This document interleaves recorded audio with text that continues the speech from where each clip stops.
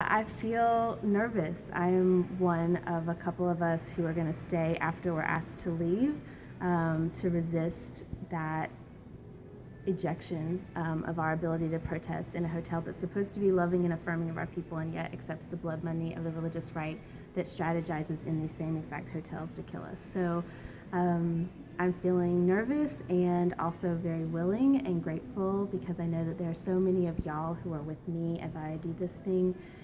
And my body is the body that is in the place of so many people's hearts and spirits. And so I'm feeling super grateful.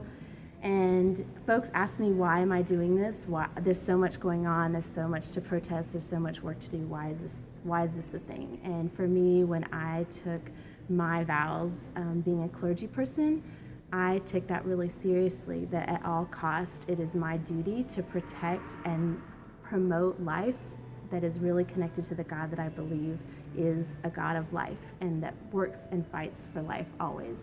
And yeah, there's so much stuff going on. We could be doing anything, but for me in particular, this organization promotes so much homophobia, so much transphobia. They are the ones that come up with the messaging and get it out into the world and into the global south in specific, that our people are disordered, that there's something wrong with us, that we are not living in the image of the divine that we were created. And they've gotten to the point where now they say, yeah, you may have been made that way, but you still shouldn't act on it. And to me, that is such an affront to what I understand God to be. So for me, I'm here in spirit and in body and in a cloud of witnesses and in the legacy of our ancestors, just minutes away from Pulse, and feel them strong and powerful in me.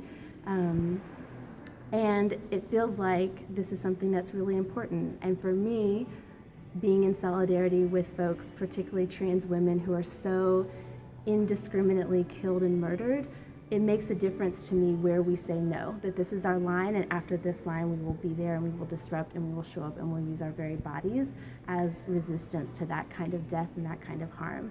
Just in the past 5 years, the over 1,300 trans people who have died, of those, people always ask, why aren't you in Muslim spaces? And they are awful to whoever. But when I look at the statistics, it's 92% of the people who were murdered come from countries that are dominantly Christian, overwhelmingly Christian, right? And so what does that say when 92% of our people who are being murdered and slaughtered, not even including our own violence at our own hands, when those come from Christian nations, that this particular organization is the center media hub for getting those messages of hate and that translate into physical violence out there. So my resistance is part of our people's resistance around that Christian messaging that leads to our deaths, and particularly the deaths of our trans and queer people, is unacceptable, and we will resist it with everything that we have up until getting arrested.